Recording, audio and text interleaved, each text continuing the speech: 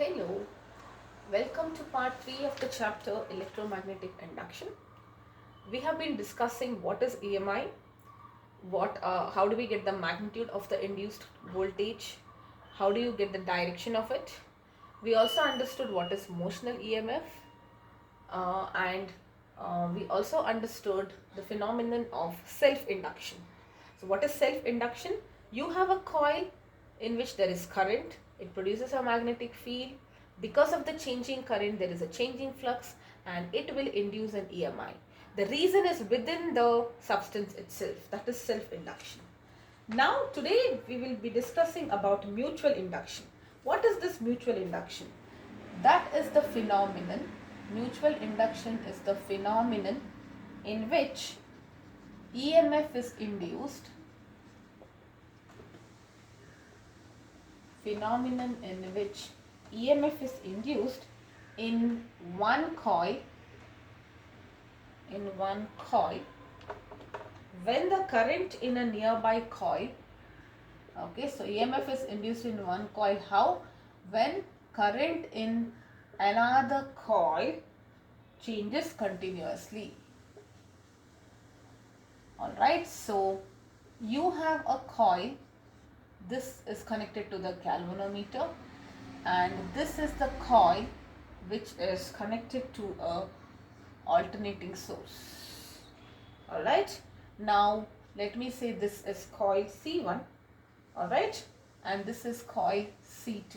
Okay, because it is connected to a voltage source, a current I2 will be flowing in C2. So in the coil C2 there is a current I2 which is flowing. Okay, this creates a magnetic field.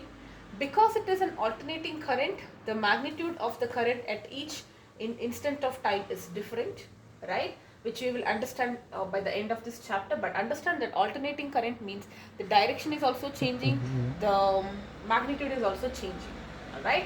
Because I can say there is a changing current, I can also say there is a changing magnetic field, and this magnetic field, some of this field lines will also be linked to the coil C1, correct? So this changing flux will be linked to the coil C1, and what will be the flux linkage? Let us find for the coil C1 what will be the flux which is linked with this because of this coil. Because of this coil, changing current, changing magnetic field, changing flux. So what is the value of the flux which is linked with the coil C1 because of the flow of current in the coil C2? That is given as, if you consider it is made up of n turns, so let us write this flux N1, or let me call it as pi 1, and let us say we have n turns here, so it is n, if you want you can write it as N1. N1 pi 1 will be proportional to C, correct? You know that, sorry, proportional to which current here? It will be proportional to I2 here, because there is no current flowing. So in the case of self-inductance, pi was proportional to I.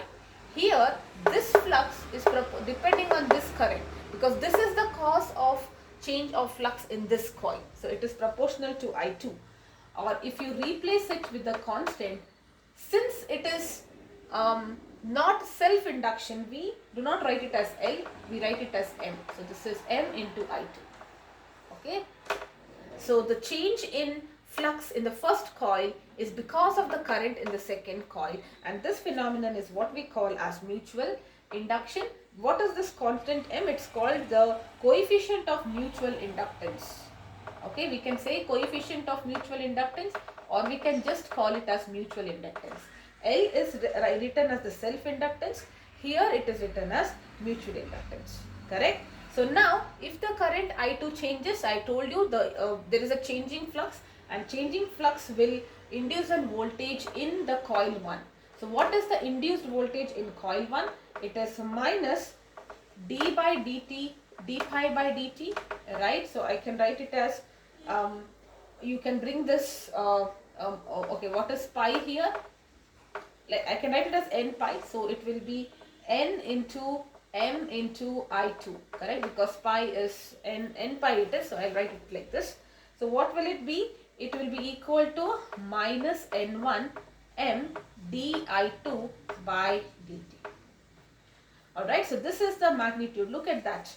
Always remember, the current should be in the second coil and the mutual inductance will be the inductance of that coil because of the other coil. Correct? Now, how do you define mutual inductance? I bring this as 1, I put this as 1, I put this as 1. So, I say the mutual inductance mutual inductance is always between two coils, it is mutual, right? So, mutual inductance between two coils is numerically equal to the EMF induced, right, in one of the coils when rate of change of current in the other coil is unity. So, this is equal to the numerically equal to the EMF which is induced in one coil when the current is changing at the unit rate in the second coil. Alright. So, what will be the unit of M? The unit of M is also Henry because it is inductance. You should also want to know when is mutual inductance said to be 1 Henry. We say the mutual inductance between two coils is 1 Henry if 1 volt of EMF is induced in the first coil whenever the current is changing at the rate of 1 ampere per second in the second coil.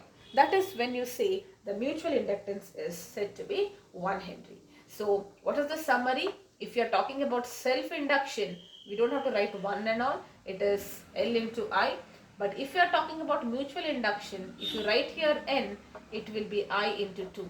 If you write 2 here, it is I1. Remember that. EMF is induced in one coil, the current will be in the other coil. So, both of them should be different. That is what you need to remember. Alright, so this is the concept of mutual induction and what is mutual inductance. Now, let us understand mutual inductance of two long solenoids. Just like how we did self-induction of a solenoid. For mutual inductance, I need two solenoids because mutual is between two coils. Right? So, let us now understand mutual inductance of two long solenoids.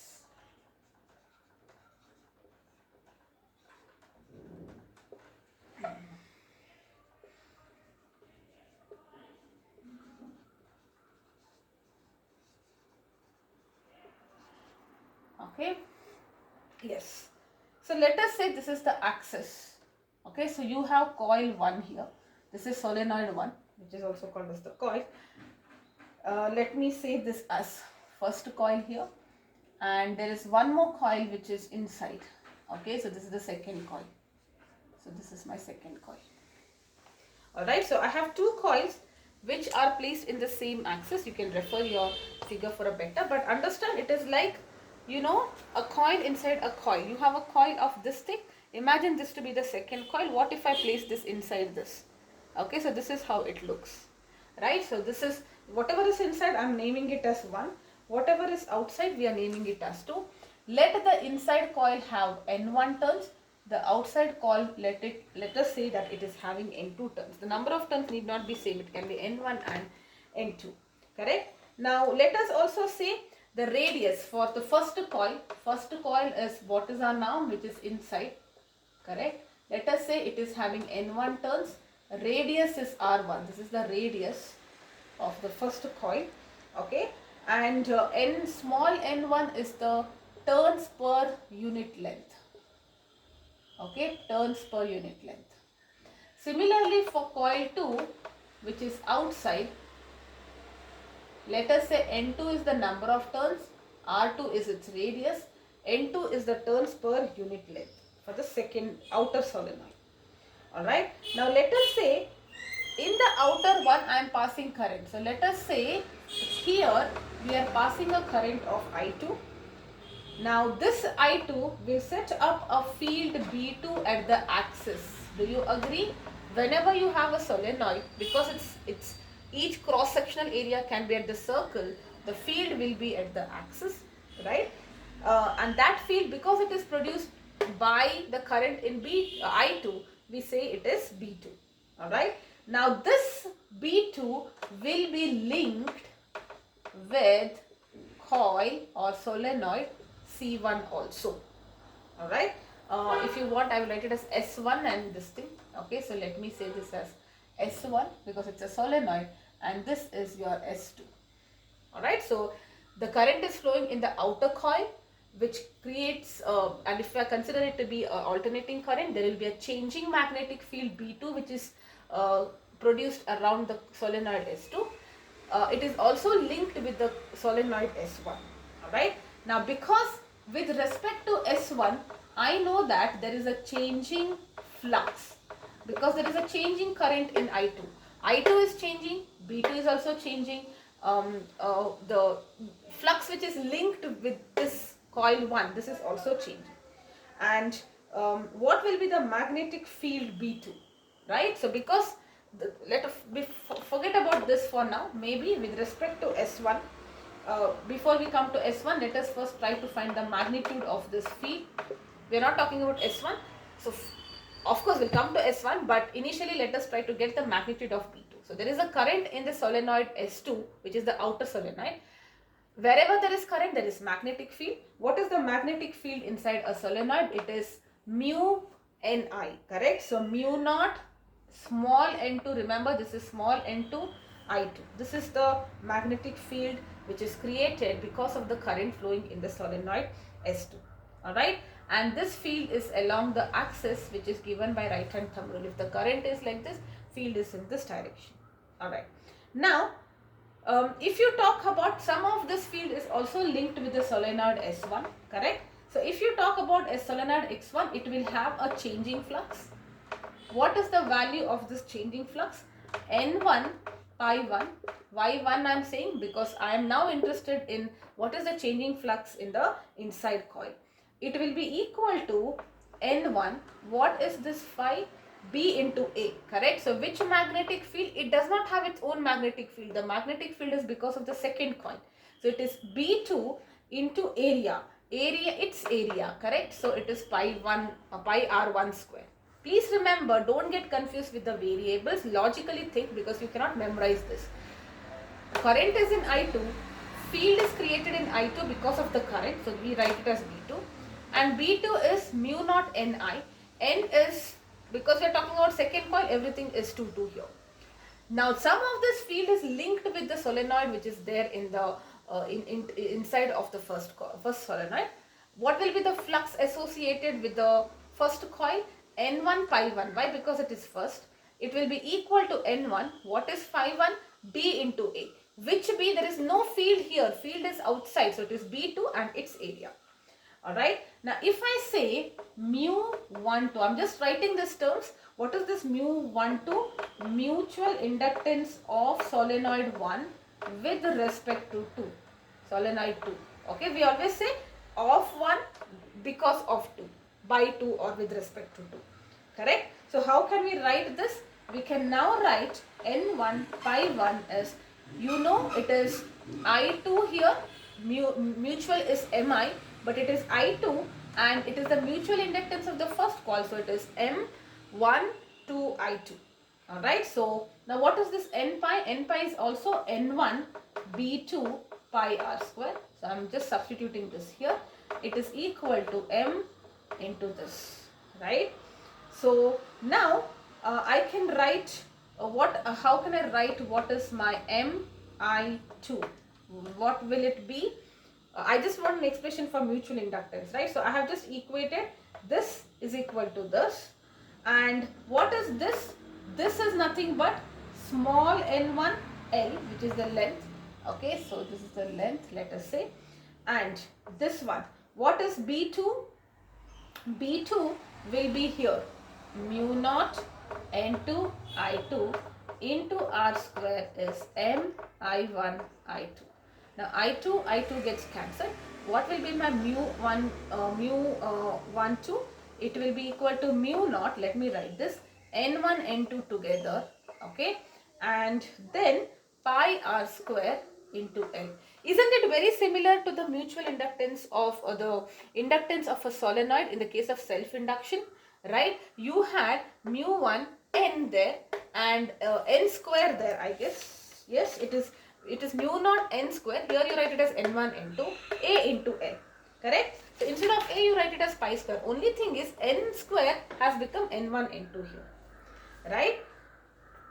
So that is M12. I hope this is clear. So what are we trying to do? There is current in the coil. second coil, it creates a magnetic field which is in the direction of this. The field is given by this. This magnetic field is linked with the first coil also, and since it's a changing magnetic field because of changing current, there will be a flux, changing flux. What is the magnitude of this flux? The magnitude of this flux is n pi 1, and what is pi 1? N into BA, correct? So B is B2 and area, which is also equal to Mi. M is 1, 2 and current, and then you expand this, you will be getting this. Okay. Now similarly, let us say what if I reverse it. Alright, so what I do now is, now look at this, this is what I want. Okay, so I am going to reverse it. I am going to pass my current in the first coil. Okay, and then see what will be the mutual inductance in the second. So in the second phase, my current I1 will be in the solenoid 1. This will create a field B1, correct? And what will be the value of B1? Now forget about the second coil for now, only focus on this smaller coil. So I am passing a current I1, this is I1, okay, in this solenoid 1, and it is creating a field B1. What is that? Mu naught Ni. Isn't it N1 and I1? Right? Now, will it actually link with this? The field outside is 0, correct? Outside field, because field is always inside the solenoid, outside field of S1 is equal to 0, correct? That means the magnetic flux is passing only through area 1 or pi r1 square. So please note it, in the first case we took pi r1 square because this flux was also linked with this because it is internal. But now if the current is flowing in this, there is no field outside. So whatever area, it is only this small area. So it is pi r1 square. Now let us write it. This same area will be the area, the flux which is associated with the second coil is because of this area only. So for the second solenoid S2, what will be the flux? N2 pi 2. Let us write it. What is it equal to? Pi 2 is equal to B1 here, but area is not pi R2, it is pi R1 only because outside there is no field. There is area, but no magnetic field lines are piercing to that. The only area is that smaller area. Correct? Now let us write what I need to do here. Yes. So N2 pi 2 is also equal to mu 2 1 into I1. I can also write it like this. Correct? So here what is my N2? N2 into L.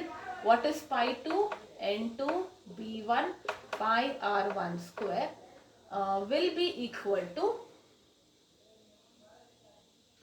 okay, yes, this thing and I1. Where is my I1 here? I think I missed something. Wait 1 second. So yes, N2 is N2L. Pi 2 will be B1. Okay, hold on 1 minute. Yeah. Okay, I need to substitute for B1 also, right? Yeah.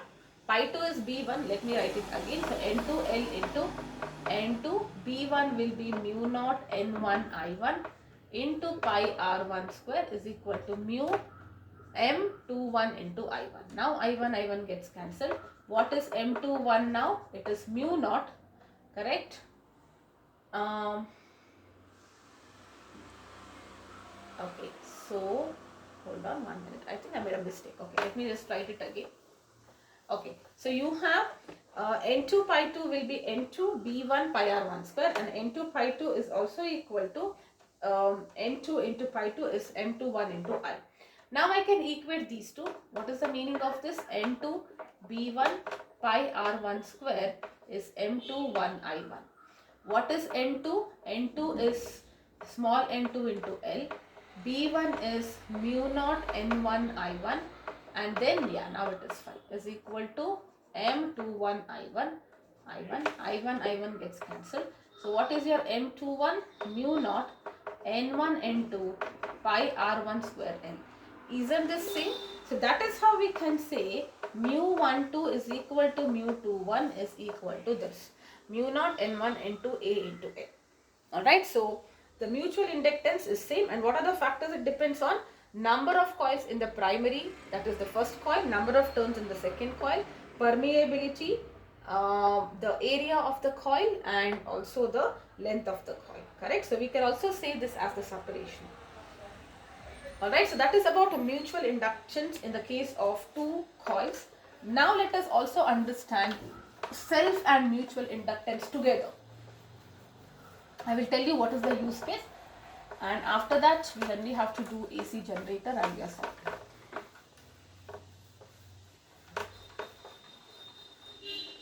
Okay, self inductance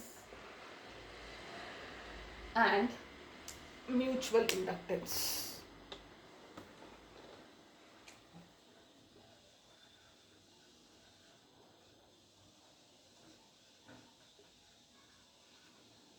Okay. Now, let us say there is a case wherein currents are flowing simultaneously in two nearby coils. Okay, there are two nearby coils where current is flowing. The flux linked with one of the coil will be the sum of two fluxes. Now, let us say there is I1, this is I2, this is coil C1, this is coil C2. Now, if you are focusing on this coil, this is my coil under focus, right?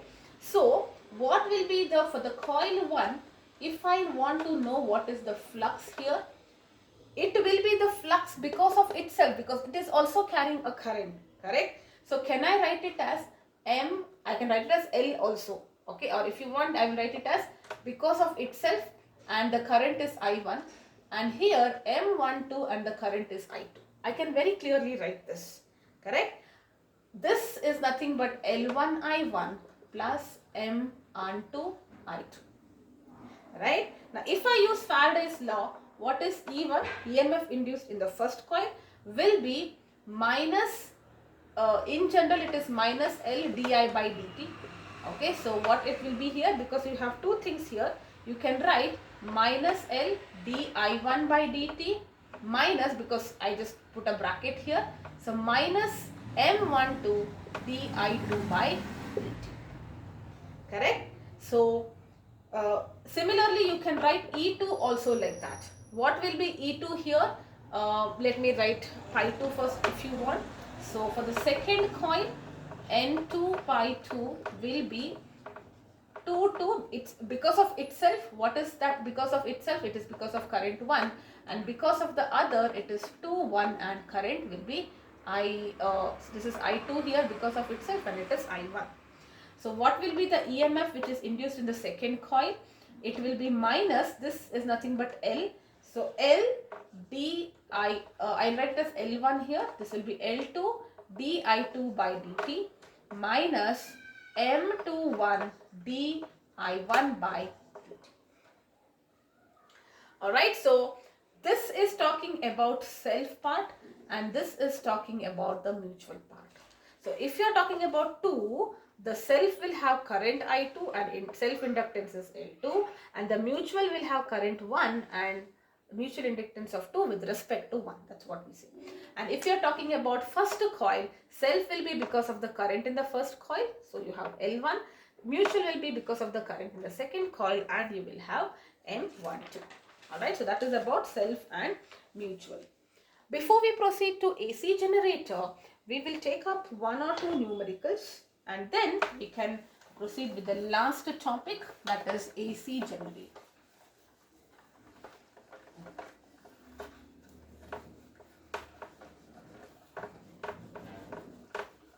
Okay. A solenoid of length 50 centimeters. So there is a solenoid whose length is equal to 50 centimeters. 20 turns per centimeter. Now be very careful. This is 20 turn per centimeter. It is not the number of turns. Okay. Area of cross section. So area of cross section is 40 cm square. Completely surrounds. So this is completely surrounding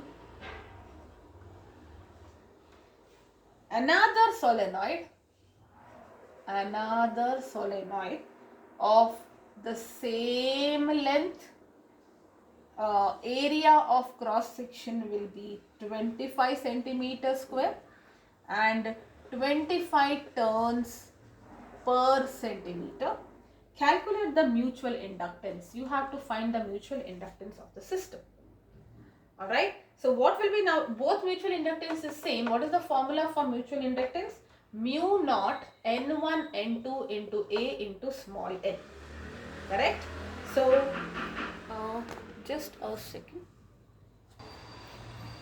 Yes, so this is mu naught N1 N2 into A into L. Okay, so mu naught is 4 pi into 10 power minus 7. N1, if you want, let us separately calculate this. What is N1? N1 will be 20 turns per centimeter. Correct? You want to convert, N1 is turns per length only, but centimeter it is. So you want to convert it into meters. You can write like this: 1 centimeter it is 20, 100 centimeter it is what? So it is like 2000. And N2 similarly will be 2500. Correct? So this is 2000 into 2500 into area is already,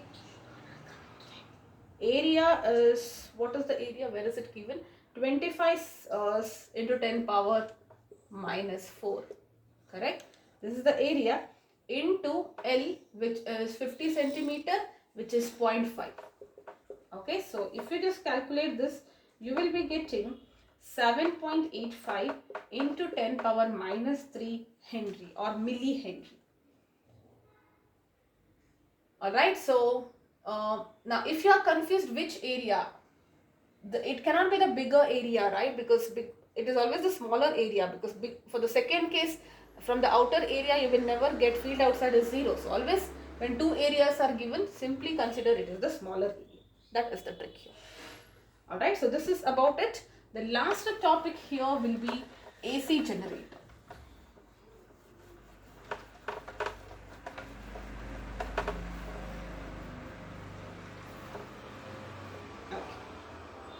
Now, little of this bits and pieces you have studied in your 10th grade, but let us understand it.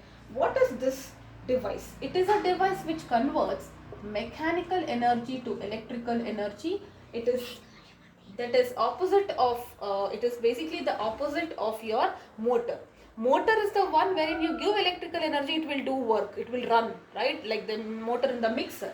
Here it is a device which converts mechanical to electrical energy. Alright, and it was designed by Nikola Tesla. Okay, yes, that's why we gave the unit for magnetic field as Tesla. Now, what is the principle here? The principle is nothing but EMI.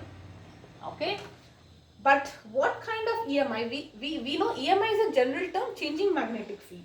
But what kind of changing magnetic field here? How are you achieving the changing magnetic field? You will turn the coil. There is a rectangular coil. Okay, so there is a rectangular coil which is rotated very fast, rapidly, inside a magnetic field, alright, such that the flux changes. Why will the flux change? I will just explain it here. So let us say if this is the magnetic field, for example, and if you say there is a conductor. Initially, I will just visualize my hand. Initially it was like this, correct? Is it cutting anything if it was like this? No. Then initially let us say it is like this. It's in 3D, right? So consider this to be the field line and it is like this. Now if I change the angle, flux will change, right? Because the inclination is changed. Area is the same, field is the same. See, what are the factors on which flux define? BA cos theta it is, right? This is not changing, this is not changing, but theta is changing. That is how your flux is changing here. Alright? Yes. So this is the principle. Because of the changing flux, an EMF is induced and current flows in the coil. So let us say, how do we do this? You have curved magnets like this, north and the south, horseshoe magnets. We understood why we should have curved in the previous chapter. and then there is a rectangular coil like this. This is my rectangular coil. It is connected to carbon brushes and slip rings like this. Okay, like this is connected to this, and this is connected to another slip ring like this, and then these are connected to the loads. Okay, load. There is a load here. Okay, like this. Okay. So this is my coil, and this is what is the axis of rotation. Now suppose what I do here is, in real time life, what I just have to rotate it. Now what is the thing? See, I need to rotate it. How do I rotate it? For understanding purpose, I can say I am rotating this. There is a shaft. You can just hold that shaft and rotate it, and this whole structure is what we call as a turbine. But in real time, we cannot sit and rotate. So how is electricity generated in the power stations?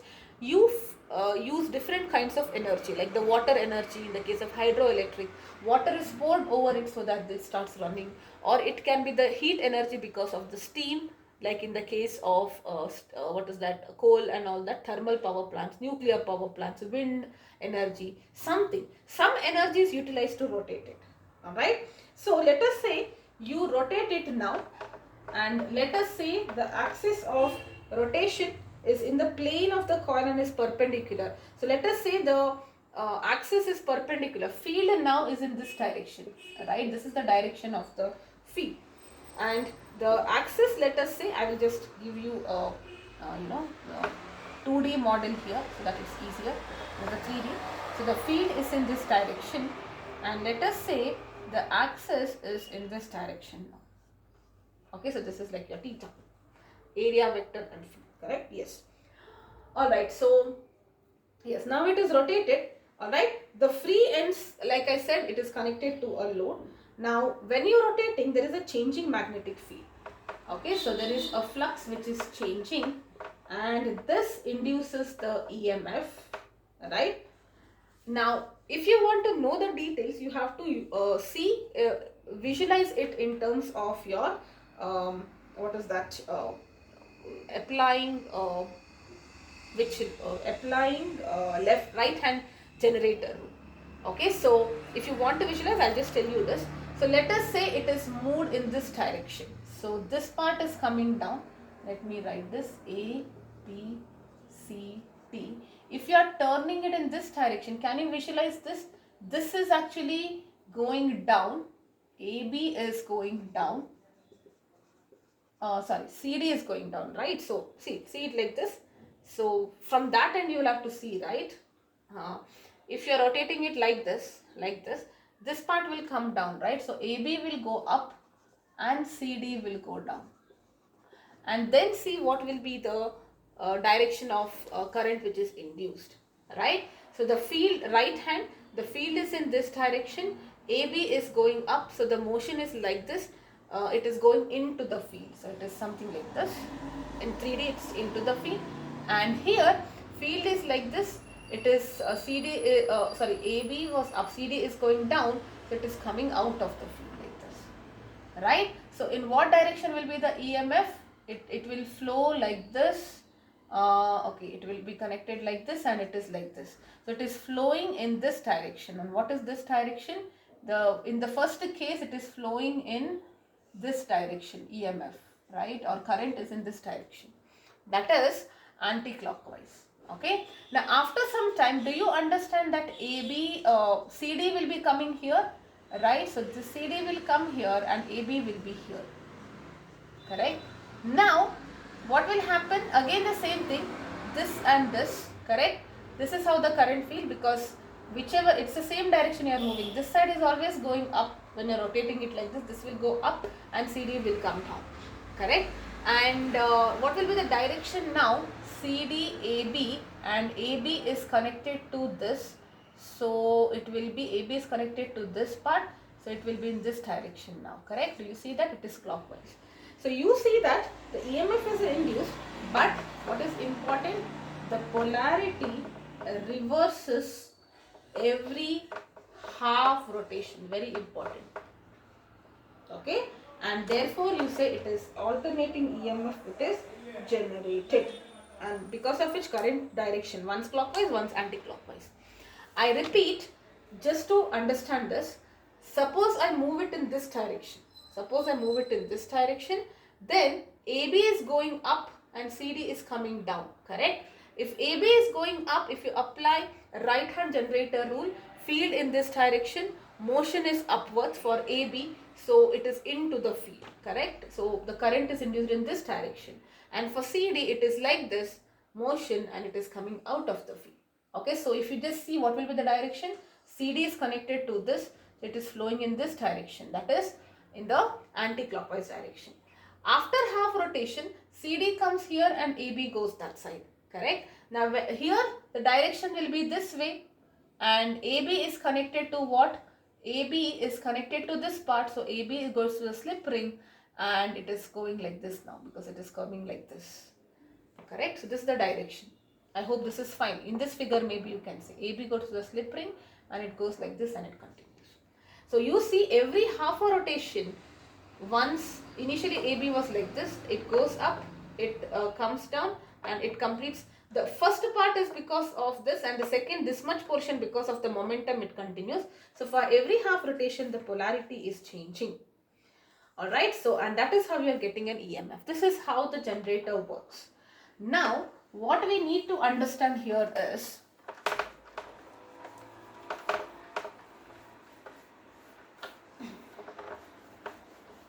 we need to get the equation for the EMF, correct?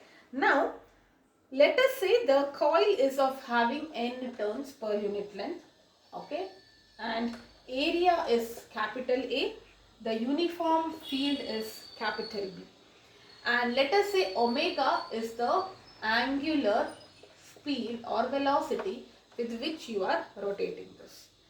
The axis of rotation is perpendicular to the direction, okay, that means where is the axis? It's like this, right? So this is the field, axis is in this direction like this, okay, and you are rotating about this axis.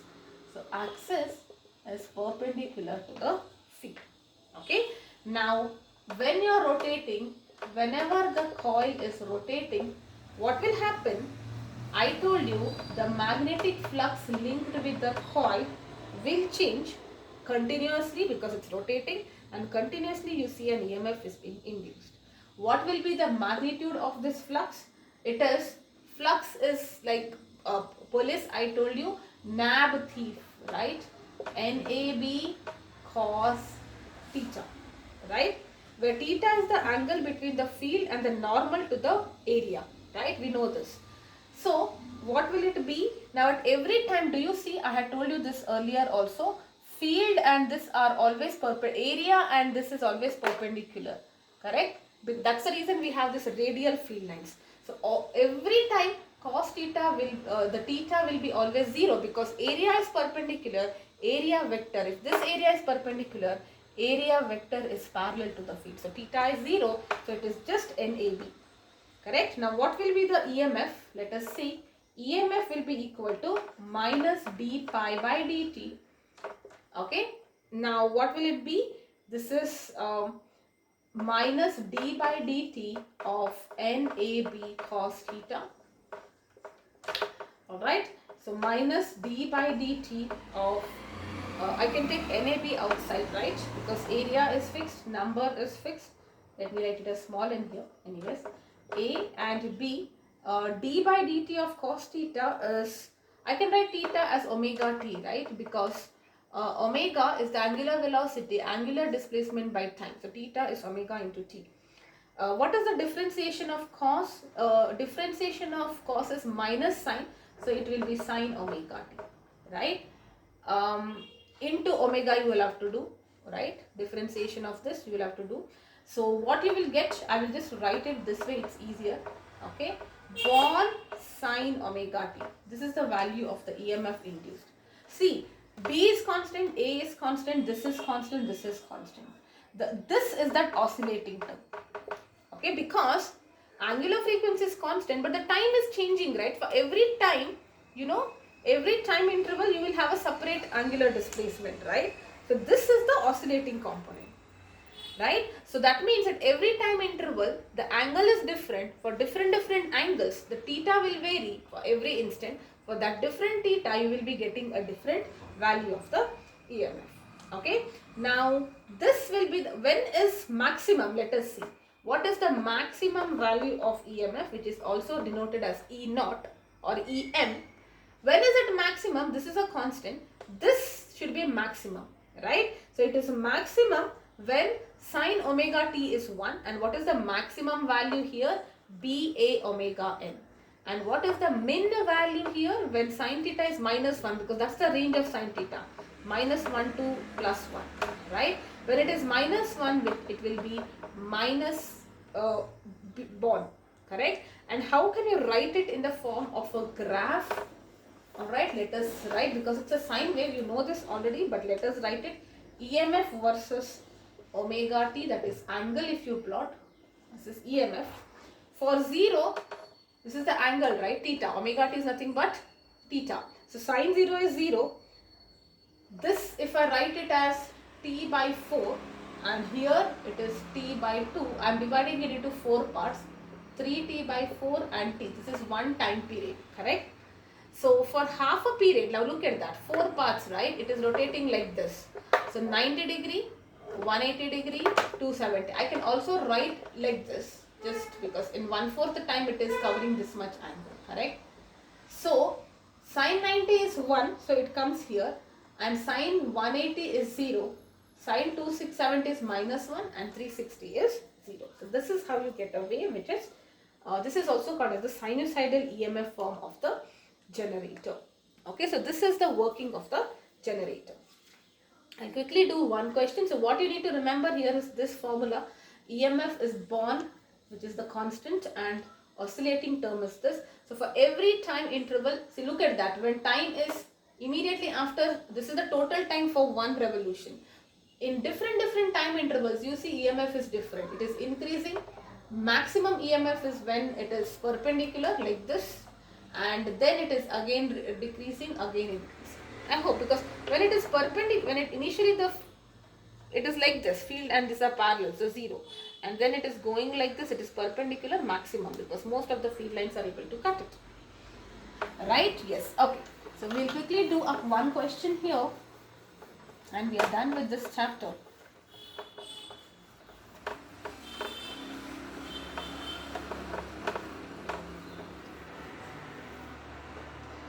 Okay, so Kamala pedals a stationary bicycle. So Kamala pedals a stationary bicycle, and the pedals are attached to a 100-turn coil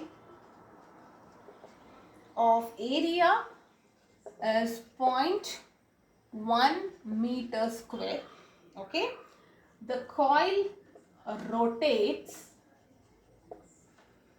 at half a revolution per second. Okay, half a revolution per second. Okay, and it is placed in a uniform magnetic field of 0.01 Tesla. Okay, perpendicular to the axis of coil. All these words are very important.